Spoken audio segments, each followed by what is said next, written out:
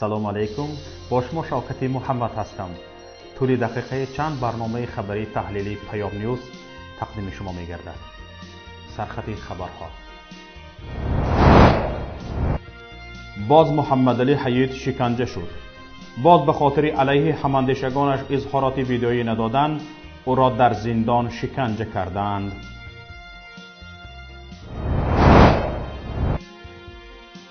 این چه دهشتست؟ با خون مردم raisi شهر وحدت برای پشوایش بیهشت میسازد. شرمندگی: در روسیه پرونده‌ای یک مهاجرزانی تاجیک با ҷурми ҷалби دخترش به گدایی به دادگاه کشیده شد.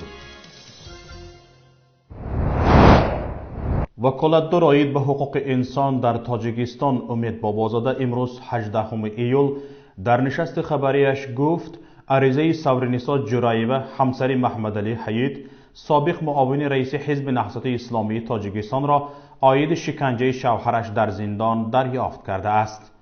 سورنیسا جوراییوه به وکالتدار حقوق انسان نوشته است که شوهرش در زندان نودرابیه شهر دوشنبه مورد شکنجه قرار می گیرد. امید بابازاده گفت شکایت همسر محمدعلی ҳаит را به دادستانی کل تاجیکستان فرستاده منتظر پاسخ این نهاد هستند. طبق گفته بابازاده در 6 ماه اول سال روان به وکالتدار حقوق انسان 4 عریضه وارد شده است که شکایت سورنیسا جوراییوه یکی از آنهاست. بابازاده گفت یک قسم این شکایت ها تصدیق نشده اند. باید گفت پیش از این هم چندین مراتب شکنجه شدن محمدعلی ҳаит در زندان رسانه‌ای شده بود. محمدعلی ҳаит حین واخوری و صحبت با وکیل دفاعش جمشید یاروف گفته بود که شکنجه و فشار در زندان وجود دارد و او و همراهانش را شکنجه میکنند. وقتی همین چیزو در آوردم پیش یعنی اونجایی که باید میمونن که تلفن ها میمونه منم کنجا تلفنم کنجا باید شاتو زدم اگه سرکاریتش من میدونم کی زد. خب بعد در آوردم در اون در جا هست بعد اونجا زدم کردم اونجا در اون دارم پول ما گرفتن ارینه ما گرفتن خب چیزا گرفتن یک تا کتاب چه بودن جا نمیدونم خیلی خلاص زورواری بود نسبت به همه شدگی این کن مولای محمدعلی هم زدگی هم عبدالقهار هم زدگی هم سید عمر داوود زدگی هم همونجا یکم کس نمیدن.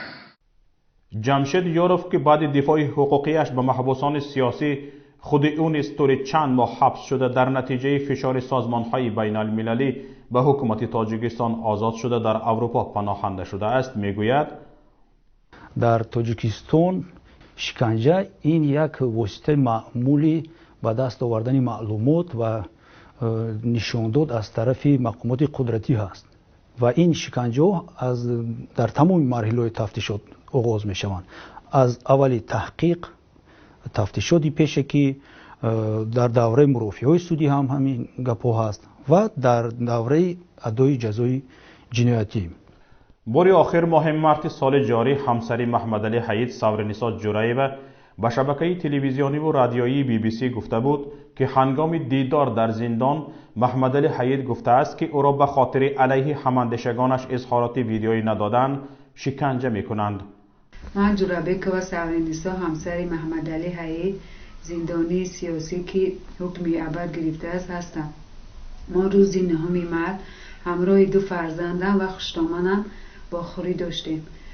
واخوری ما 2 ساعت دوام کرد. بعد شوهر محمدعلی ҳаит درباره در چه شرایط قرار داشتنش به ما گفت. او در یک حجره تنگ افلاس همراه چند نفر بودیم. بعد از ما خواهش کرد که همین عذاب شکنجه‌ای که در همین جمن دارم همشه به سازمان‌ها و رسانه‌ای کنین و حتی گفت که بعد این سخن‌ها من ممکن با شکنجه شوم. او درباره چگونه شکنجه شدنش به ما گفت که شخصا او را رحمان و معاون اول عزت‌الله شریفوف شکنجه می‌کرده است. او را مجبور می‌کرده است که در نزد کامیرا ضد نهضت و raisi او کبیری سخن کند.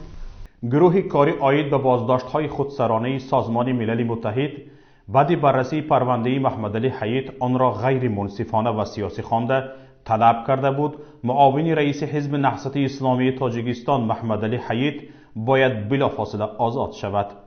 اما مقامات تاجیکستان میگویند نمیتوانند این طلب سازمان ملل متحد را اجرا کنند. در نشست خبری اخیرش هم دادستانی کل تاجیکستان یوسف رحمان گفت جنایت‌های ҳаит در دادگاه ثابت شده اند و او آزاد نمی شود. اما نادژدا عطایeva حامی حقوق انسان پرزیدنت اسوسیاسیون دفاع حقوق بشر در آسیای مرکزی به پیام گفت که کمیسریت حقوق بشری سازمان ملل متحد را 18 نفر کارشناسان بهترین جهان نمایندگی میکنند و آنها پرونده را موشکافانه میسنجند. نادیده گرفتن نتیجه سنجش آنها درباره بیگناه دانستن محکوم شده پیامدش این دچار شدن به تحریم‌های گوناگون خواهد بود. Комитет ООН по правам человека представляют 18 независимых международных экспертов. Понимаете, это люди, не которых правительство выдвигает, а их выдвигают на конкурсной основе как самых лучших международных экспертов.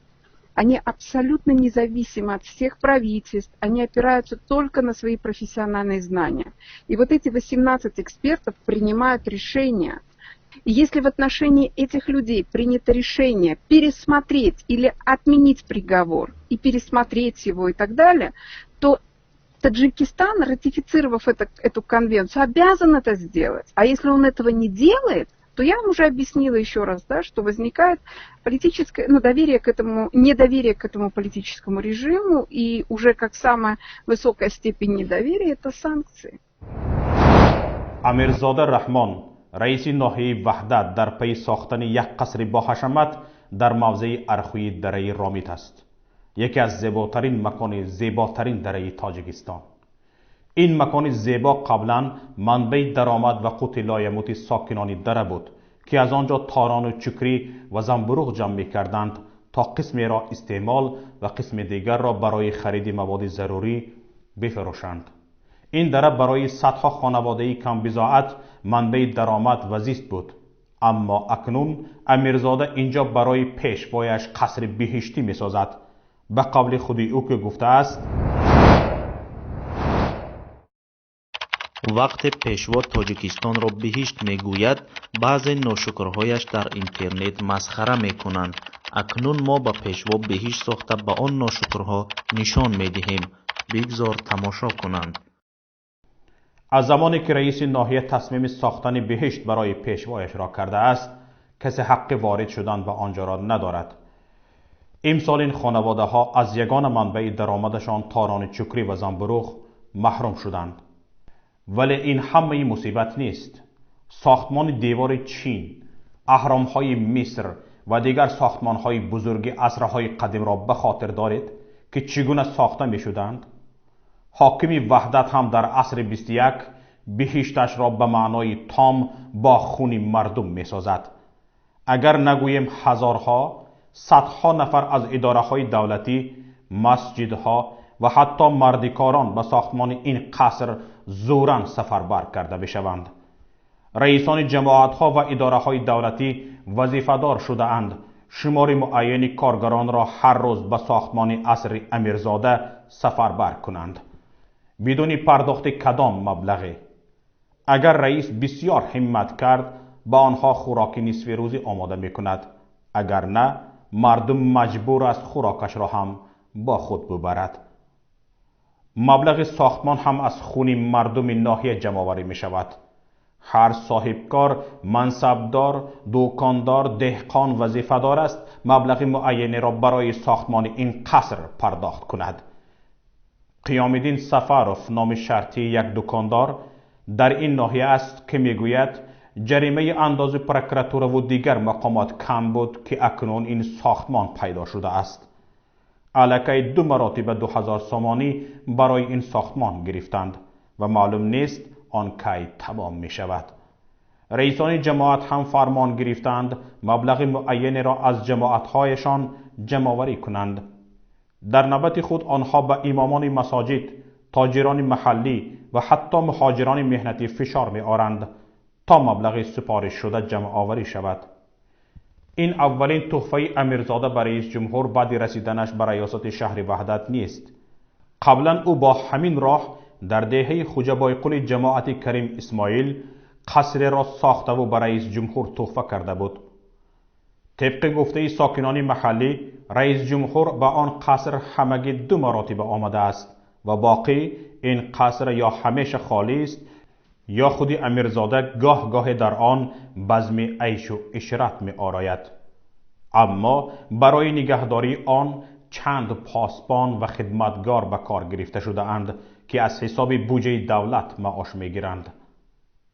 قصر نوی امیرزاده در دره رامیت نیز با شدت محافظه می شود و بدون اجازت کسی حق ورود به دره ارخو را ندارد. 10 پاسبان و خدمتگاران در این قصر نیز از حساب دولت معاش داده می شوند. حکومت امیرزاده در 15 کیلومتری دوشنبه به یک دولت غلامداری شبیه است. او نه تنها مردم را غلاموار بدون پرداخت معاش کار می فرماید، بلکه فرزندان نابالغ آنها را به کار جسمانی و پرداخت مبلغ مجبور می کند. طبق اطلاع چند منبع، ماه می و ایون خوانندگان حداقل دره رامیت تقریبا درسی نداشتند. با سپارش شعبه معارف خوانندگان وظیفه‌دار بودند چکری، تاران و زنبروغ جمع آوری نموده فروشند و مبلغ معینی به مکتب سپارند. سببش را رئیس شعبه معارف قرض مکتب‌ها از کتاب و دیگر لوازمات گفته است. امیرزاده رحمان یکی از ثروتمندترین رئیسان ناحیه است. او چندین قصر و کوشک در گوشه‌های کشور از جمله باختر، وحدت، اسفره و موضع 44 چشمه دارد. در 44 چشمه او یک بار 2 قصر بنیاد و یکی را به دختر رئیس جمهور تخمینه تحفه کرده بود. دارای صدها گکتر زمین در ولایت ختلان، رمه‌های بزرگ و گله اسپان دارد. درآمد اساسی این رئیس فسادکار از زمین فروشی است. زمانی رئیسش در ناحیه اسفره هزارها گکتر زمین را فروخته و میلیون‌ها دلار جمع آوری کرده است. طبق اطلاع منبع، در ناحیه وحدت هم فروش زمین پر از جانب شخص امیرزاده کنترل می شود. امیرزاده از دوستان قدیم رئیس جمهور امامعلی رحمان است. او در فرانت خلقی نیز شامل بود و یک از افراد نزدیک به امامعلی رحمان محسوب می شد. از کمونیستان سابق و عضو مجلس ملی می باشد. برای شناسایی بیشتر می توانید وارد پایگاه پیام شده درباره امیرزاده رحمان بیشتر معلومات پیدا کنید. اکنون مختصر از خبر و رویدادهای دیگر همکارمان صفیه واحدова به شما گزارش می‌دهد. در اینگوشتیا پرونده یک مهاجرزانی توجیک با ҷурми ҷалби духтараш ба гадоӣ ба додгоҳ кашида шуд. додгоҳи ҷумҳурии ингушетияи федератсияи русия ин муҳоҷирзани тоҷикро ки духтари 7-солаашро ба гадоӣ маҷбур намудааст баррасӣ ва бо моддаи 151 кодекси ҷиноятии русия, яъне ба таври мураттаб ба гадоӣ маҷбур кардани ноболиғон, аз ҷониби падару модар ба 2 соли ҳабси шартӣ маҳкум намуда, илова бар ин 5000 рубл ҷарима кард. бино ба маълумоти прокуратураи ингушетия, моҳи феврали соли 2019 ин муҳоҷирзан ки шаҳрванди тоҷикистон мебошад, духтари хурдсолашро водор кардааст то дар кӯчаю бозор ба гадоӣ машғул шавад. бино ба набуди ҷойи кор ва манбаи даромад дар кишвар, наздик ба 1.5 миллион нафар шаҳрвандони тоҷикистон ба русия ва дигар кишварҳои хориҷӣ барои дарёфти ҷойи кор ҳиҷрат мекунанд. кам нестанд касоне ки ҷойи кор ёфта наметавонанд ва ба сарсонию саргардонӣ дучор шуда ночор ба амалҳои нангин даст мезананд. аммо тӯли 27 сол аст барои пешгирӣ аз ин гуна амалҳои номатлуб ва коҳиши муҳоҷират ҳукумати тоҷикистон ягон барномаи амалие рӯи даст надорад. дар бемористони вилояти самараи русия 68 шаҳрванди ӯзбекистон ки дар ҷараёни корҳои саҳроӣ заҳролуд шуда буданд бистарӣ шуданд. маркази матбуоти бахши вазорати тандурустии русия дар вилояти самара ба хабаргузории тасс гуфтааст: шаҳрвандони ӯзбекистон дар деҳаи кашилёвкаи ин вилоят кор ва зиндагӣ карда ва хӯрокро худи онҳо мепухтанд. кумитаи бозрасии русия дар мавриди ҳодисаи заҳролудшавии оммавӣ парвандаи ҷиноятӣ боз карда ва тафтишотро оғоз кардааст. дар хабари вазорати корҳои хориҷии ӯзбекистон таъкид шудааст ки шаҳрвандони ин кишвар дар вилояти самара аз моддаи номаълум заҳролуд шуданд. дар хабари вазорат омадааст: корхонаи кашилёвский посад ки ӯзбекистониҳо дар ин ҷо кор мекарданд, пардохти махориҷи молӣ барои табобати муҳоҷиронро ба ӯҳда гирифтааст. ин гуна заҳролудшавӣ бори аввал набуда, чанде пеш зиёда аз 20 нафар муҳоҷирони тоҷик дар Москав баъди таnovули хӯрок заҳролуд шуда, дар беморхона бистарӣ шуданд. انتشار ویروس ابولا وضعیت فوق‌العاده‌ای را در جهان به وجود آورده است. تدروس ادهانم گابریسوس مدیر کلی سازمان بهداشت جهانی ضمن صحبتش با خبرگزاری اسوسییتد پرس گفت که ویروس ابولا به طوری نگران کننده گسترش می‌یابد. باید گفت تا یک هفته بیماری ابولا در شهر 2 میلیون نفره گوما در مرز رواندا در کنگو سیرایت کرد. بر اساس اطلاعات سازمان بهداشت جهانی، 3 بار از توصیه سازمان ملل برای ارائه بیانیه درباره پهن‌شوی ابولا، مسئولین کنگو خودداری کردند. مسئولین کنگو گفتند اگرچه خطر سرایت منطقه بسیار بالاست، اما تهدید بروز ویروس از مرزهای منطقه بسیار پایین است. پیشتر وضعیت فوق‌العاده در ارتباط با زیادشوی ابولا در سالهای 2014 تا 2016 در آفریقای جنوبی منتشر شده بود. اینجا برنامه امروزی ما به نهایت خود رسید. برنامه‌های رادیویی ما و مطلب‌های ما را در پایگاه پیام.net و شبکه‌های اجتماعی پیگیری کنید. انتظار پیشنهاد ملاحظه‌ها و همکاری‌های شما هستیم. با امید دیدار در روز دیگر. خداحافظ.